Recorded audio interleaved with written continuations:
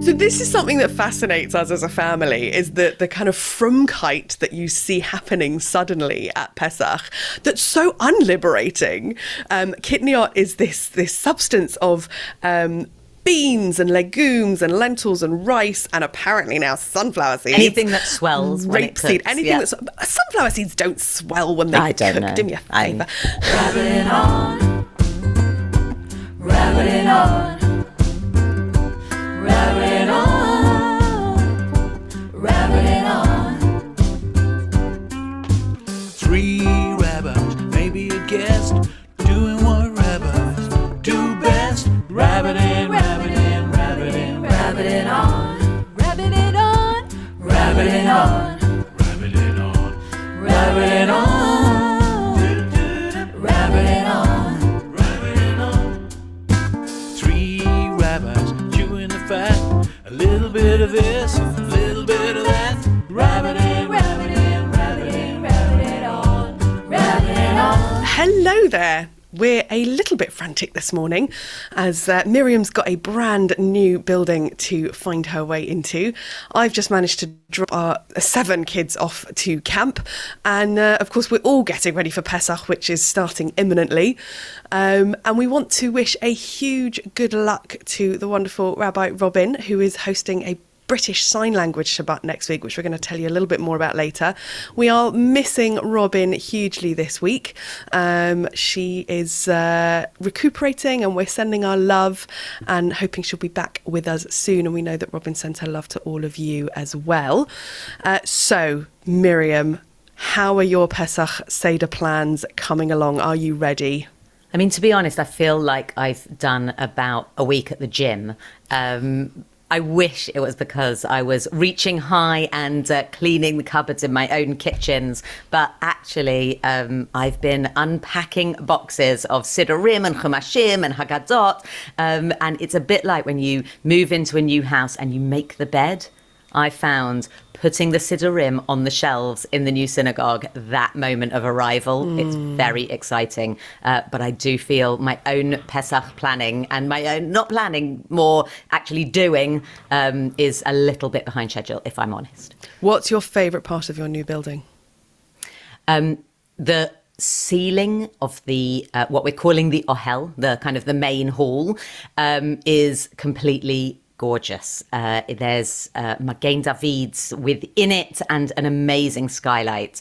And the ark is really just the most amazing piece of art done by a sculptor in the community who does both religious pieces. He's got a piece at St. Paul's Cathedral and kind of wonderful frivolous pieces like at Goodwood's Festival of Speed. And somehow he's brought the ark, which could just be, you know, a glorified wardrobe, into the most amazing storytelling piece. So I can't wait for the community to come in for the first time on Saturday morning and to see the new synagogue. That sounds absolutely gorgeous. I hope I'll have a chance to see it at some point as well. Come and visit. It's interesting. My colleague, Rabbi Mark Goldsmith, was saying a few weeks ago, you know, at High Holy Days, we start planning months in advance. We've got a whole lay team supporting us and all these kind of, you know, various timetables and plans. And at Pesach, we're just expected to get on with it. And there's actually a huge amount to do at Pesach as well as the High Holy Days. And of course, you know, it doesn't stop with Pesach. We're then into the Omer and heading towards Shavuot. But of course, at Pesach, you're not just trying to prepare for all of the services at synagogue, the Seders, the family services, the Seventh Day services, but you're trying to sort your own house out as well, or in your case, unpacking in the synagogue. See, I found myself Pesach cleaning and baking at 9-10 o'clock at night. I managed to take one of the cars to be cleaned at 5 o'clock yesterday. And this morning was like, no eating in the car, put the breakfast away. But it does feel more chaotic this year than ever before. I think it's also we're out of practice, right? Because the last 2 years have been so calm because we've been in lockdown for them that actually there's been an infinite amount of time to prepare. And Sorry about that noise. But I think it's that thing of feeling a little bit out of practice. But I did love my late night trip to Kosher Kingdom.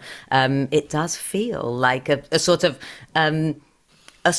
foreign holiday supermarket visit where everyone's kind of in it together. There's a fervour going on. You never know which old school friends you're going to bump into. I think there's something about feeling that community spirit of everybody getting ready. That there's something about being in Golders Green, filling up your trolley with matzah and other exciting, gosh, have they made this kosher for Pesach these days, items that does bring on the Pesach feel for me. Yeah. I have to apologise for the noise going on over here. It's quietened down now. It may start again. That's our, I think it's a company that have come in to clean the synagogue ovens, and they're kind of putting the bits in their van and turning machines on right outside my window. So apologies for all the grumbling in the background. Definitely a joy of having a brand new kitchen that's literally being unwrapped. Always good to move in at Pesach. As we speak. No Pesach cleaning, just a thick layer of dust that needs to be removed rather than any chametz. And have you been sort of cooking away in your own kitchen and baking? What's your favourite thing to make for Pesach? You're going to just show me up as the domestic goddess. I am absolutely not. So I think the last time I baked anything, I was in the home economics room at Henrietta Barnett School, aged about 16. I'm just not the baker. I'm really good at shopping, and my sister is an amazing baker. So I get a wonderful kind of set of Tupperwares each Seder night to take home after the Seder, which are basically all our family Pesach baking recipes. So my grandma always used to make these amazing hazelnut biscuits, which my sister makes to perfection. My mum somehow used to make what we called Diwali balls. They were like desiccated coconut balls dipped in chocolate that when she was a teacher doing interfaith stuff at Akiva, she decided that actually these Diwali balls were the best Seder recipe, Pesach recipe. So I get all the kosher for Pesach chocolate brownies. We have them all, coconut pyramids stacked up, but really due to my sister being an absolute wonder and not because I have a single domestic goddess bone in my body. But what about you? You're the baker. Debbie, was it honor rabbiting on that you promised I could try one of your hamantaschen, and then Debbie turned up to the Assembly of Rabbis in Cantor's Kala with a little package of just out of the freezer hamantaschen that had been waiting for me. I was very, very excited. But what's your Pesach baking like? So the hamantaschen were the cherry cheesecake hamantaschen. And last year I spent a week trying 15 different hamantaschen recipes because they all failed. They were all awful until I found this cheesecake recipe from Smitten Kitchen, which was amazing. But Pesach baking's a funny one. I think it's so nostalgic, and the smells of cinnamon and coconut and those, Pesach's coming when you can smell the Pesach baking in our house anyway. So although I do pride myself on enjoying the baking, I'm not sure I'm a pretty baker, but I do enjoy it. My mother-in-law is really the triumphant baker in our family, and she has tried for many years to pass the baton on of the cinnamon balls, which my mum used to make as biscuits because they never stayed as balls, and the coconut purées are mine. She does cinnamon balls and macaroons and plavor. And she tried a couple of times early on in our marriage to hand the baton on to me, to give me the recipes, to show me how to do it. And I have managed to hand it back mostly. So she comes to our house and cooks in our kitchen and leaves all the goodies with us ready for Seder. I make, for the last couple of years, I've made a Sephardi walnut cake that's quite amazing. It's got very sweet wine in it and walnuts and it comes out of a bundt tin, which is one of the trickiest things I found in baking, because a bundt tin has a shape to it. So trying to get cake out whole is always a great feeling of achievement. But otherwise, it's things like homemade fish balls and fried fish and toffee matzah is also kind of one of those things that I would never think to make. It's basically a homemade dime bar that I would never think to make normally. Cantor Zoe makes that to perfection. These amazing bits of why have you just attached lots of sweet goodness to pieces of cardboard and made it taste amazing, which is definitely what she does to perfection. And I'm pretty sure we could make it without the matzah inside.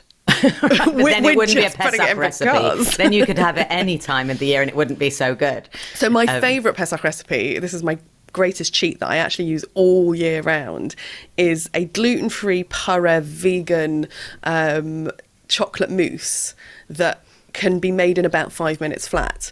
It's literally 1 can of coconut milk brought to the boil, turn off the heat and pour in about 320 grams of chocolate chips, leave it to sit, stir it and chill it, and you've got a chocolate mousse. And it's so brilliant as something that will feed almost everyone except the diabetics, basically, and anyone that doesn't like chocolate. But I love this sort of world of discovering recipes each year. There are these Facebook groups for recipes where every year people are asking the same questions. And you think, well, we've all made Seder before, but it's so nice to discover new things that you can make. I think there's something about how you tell the family story also through the foods that you eat. So there are all sorts of there's things I only in kind of adult life found out were actually called something like Grimslich. I don't know if they're... In our family, they were known as your mother's fried things because They sound delicious. Because my grandma, my dad's mum, would make them for Seder, and they were kind of like batter with dried fruit in that was fried. I mean, let's face it, anything fried with sugar on top is tasty. But there was something about them being your mother's fried things that say something about kind of, ownership of Seder and who's in charge and all of that. Clearly, that was my mum's name for them. And just that kind of thing of the family dynamics woven into who does what, who provides what. Obviously, for the last couple of years, because we've been on Zoom, we've been doing everything. And Ben suddenly said to me last night, when are we making charoset? It's my favourite thing. I love making charoset. I want to make the charoset. And I was like, oh, but we're going to Auntie Lucy's. I'm not sure who's making the charoset. We're taking the eggs, da, da, da. And he was like, no, but I want to. So we messaged my sister. We find out that Jackie, my dad's wife, is making the charoset. So he's now going over there on Friday morning to help her make the charoset so that kind of he could be part of the process. But that thing of there's just something lovely about kind of who contributes what and how it's brought to life and the assumptions of what goes in what. That is, we all make charoset, but actually there's what's your tradition? What does your charoset taste like? Ben has just reminded me that when I was his age, I always felt it was my job to make the charoset. So my mum sensibly would try to put it in the food processor, but I wanted to make it in my great-grandmother's pestle and mortar. Oh. Both grandmothers on both sides of the family, I think, had somehow schlepped out of the hame these incredibly heavy brass pestle and mortars. I mean, it would have been my first, what are you packing to take? Right. thing. It's like the Kenwood of its day. It's gone in their bag. And I mean, I cannot explain how heavy these things are. And my mum has a theory that they're made from the ends of cannons.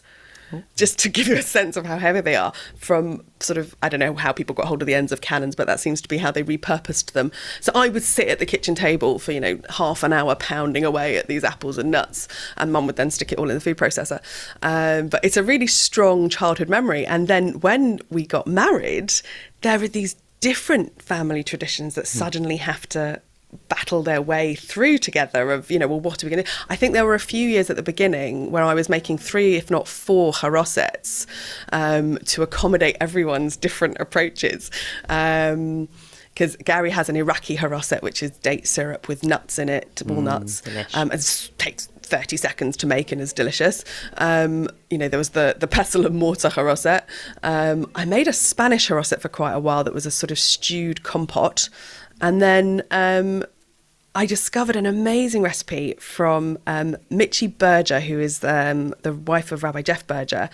And she has combined a Turkish recipe with an Afghan recipe and created this incredible charoset that's dates and orange zest and gorgeousness. And am I right in thinking she's actually Japanese? She is. So that could be an excellent addition. We're often confused, obviously, Rabbi Jeff Berger, Orthodox Rabbi, and myself. We haven't got all that much in common apart from our surnames. But yes, I understand that we don't provide as good a sushi as she does. No. And Jeff is actually very involved in lots of interfaith things. And this Pesach, of course, is the convergence of, apparently this only happens once every 30 years, according to our listener, Kevin Darville, that the calendar has met together so that Seder night, Easter weekend and Ramadan are all happening at the same time. So I know that wherever we are in all our various communities and wherever you're listening from, that we're all praying for good relationships and a positive future together, particularly at Pesach, which has been a time of difficulty and struggle through the centuries. But of course, at Pesach, we were led out of Egypt to a new life. And while our jobs are largely about leadership, we were wondering this week about who are the people that you look for inspiration from to help you think about moving yourself in some way towards liberation. Do you have, people that inspire you to seek a better life, greater freedoms? Where are your inspirations coming from, Miriam? I think I am in an incredible situation at the moment where a member of our community is the British ambassador to Ukraine.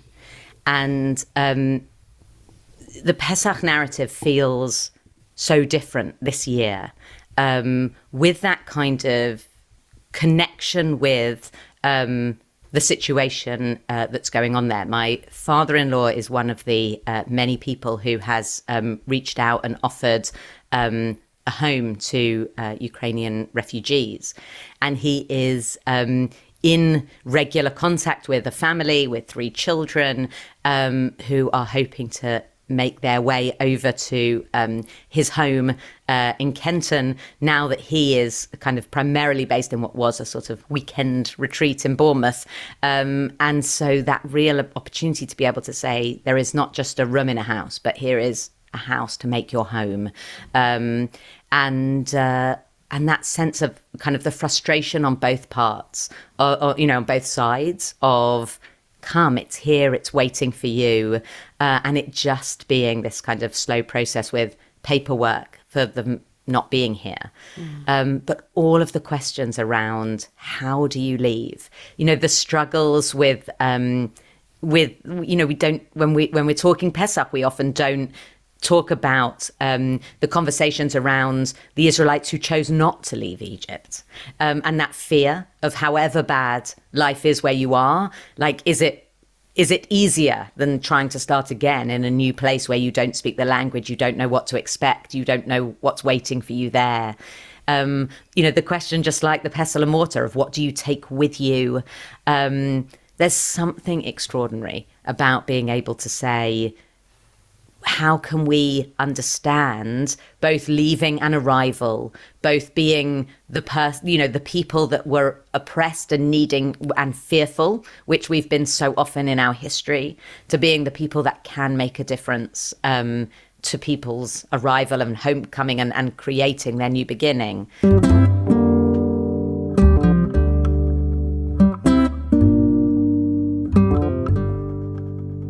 I think every year this feels different. We had an interesting conversation this year while we were planning our family Seder. So I was planning it with Chessie, my niece, who's now music director at Mosaic Reform, and Ben, and we were talking about kind of different rituals around the Seder plate. And she was saying we need to put beetroot on the Seder plate for Ukraine. And Ben, bless him, age 10, was like, but if we've got something for Ukraine, we need to have something for Afghanistan. We've moved on from refugee stories, but there are still Afghan refugees that have not got a home and need us to look after them as well. So we're weaving together some black, red and green sweets as a way of being able to kind of have the Afghan flag represented on the Seder plate. I love some extra things on the Seder plate to show our story continues. So actually, one of my favourite liberation stories and inspirations is one of those extra things that we put on the Seder plate. I actually create an entire plate of alternative Seder symbols because there's so many now. And my game is that I ask our guests to guess why anything is on this alternative Seder plate while Gary and I serve dinner. It's kind of a little icebreaker game that we play.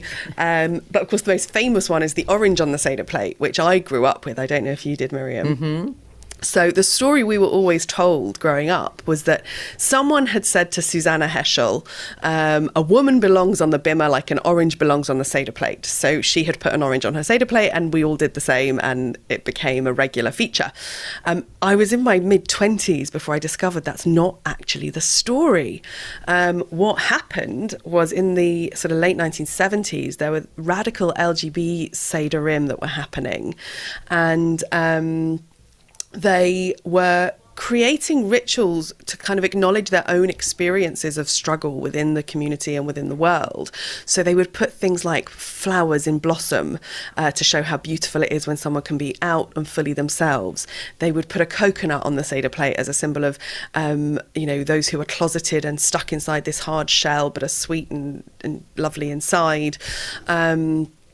And one of the things that they put on their Seder plate was a slice of bread as a sign of how transgressive they felt the community made them feel. You know, we are as terrible to the Jewish community as a piece of bread on the Seder plate. We are their chametz. Yeah.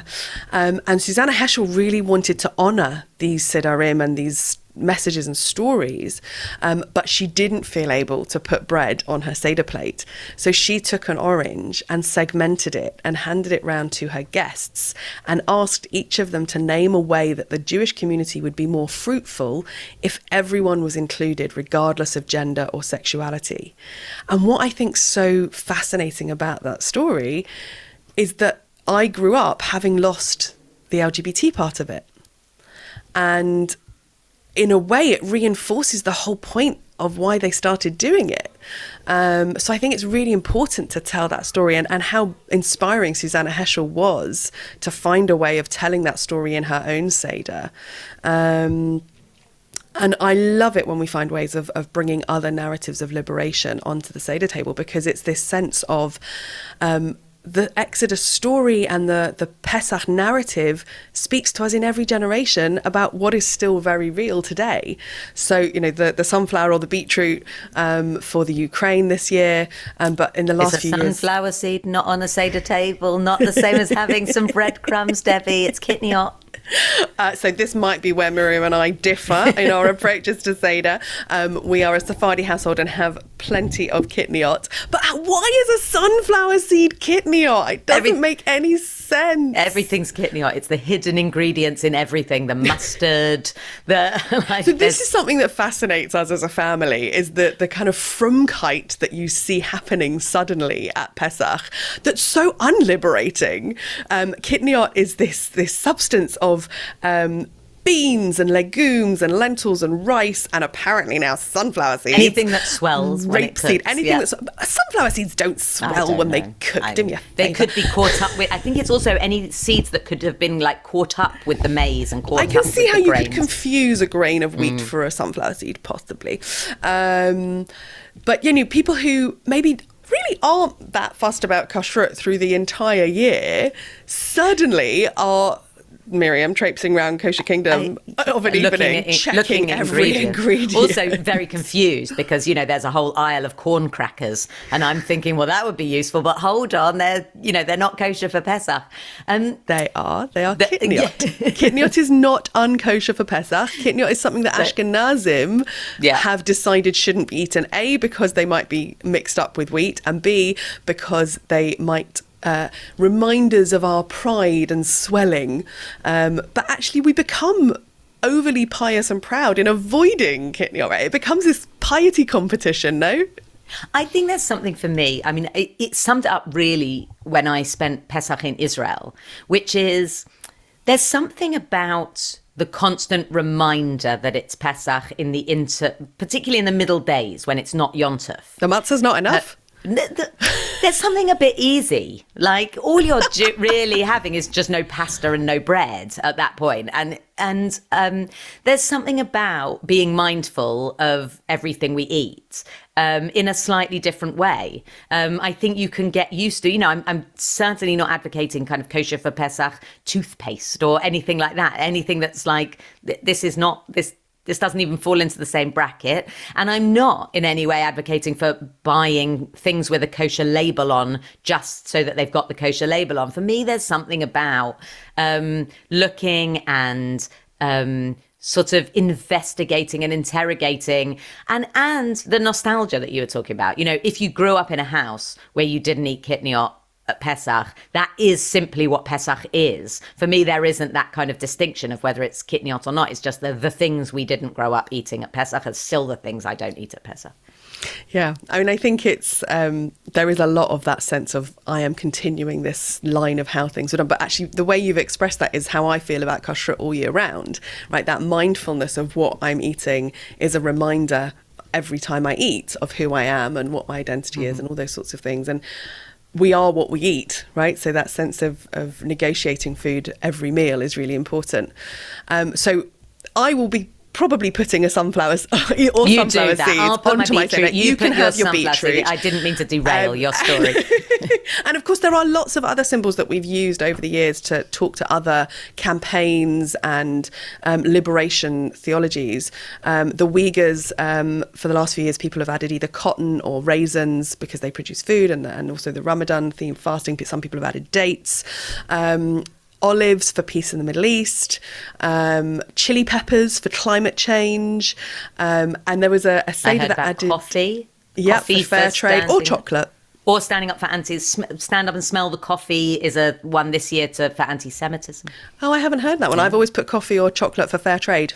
And actually, it's always really fun to see what my guests guess is the reason these things are on the plate, because they're much more creative than you could imagine.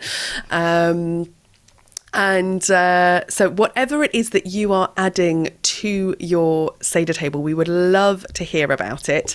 How are you making the liberation narratives of Pesach come alive at your Sedarim this year? Before we finish, we want to return to where we started. We're really sad that Robin isn't here this week, but we do want to mention something really wonderful that's happening at Jackson's Row in Manchester at Robin's Synagogue next week. This is an accessible Shabbat morning service with British Sign Language interpreter. This is something that hasn't happened for a number of years in the UK community. And we're planning to dedicate an episode to this because there's so much to talk about.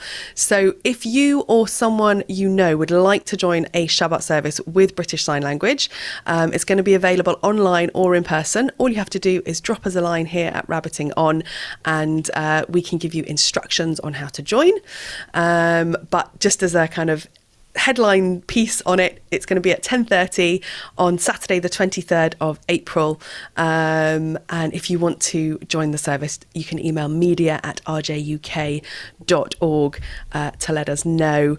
And of course, as ever, you can let us know your thoughts, your questions, what you'd like to hear more about by getting in touch. And you can also text or WhatsApp us on 07922 575 583.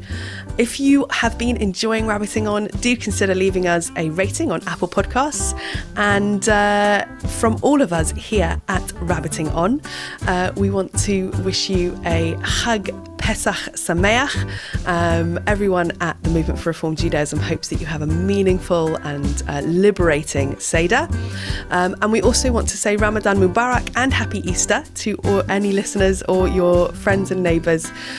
We will be back in a couple of weeks, and we're looking forward to seeing you all then. Chag Chag Sameach. Sameach. Rabbit on.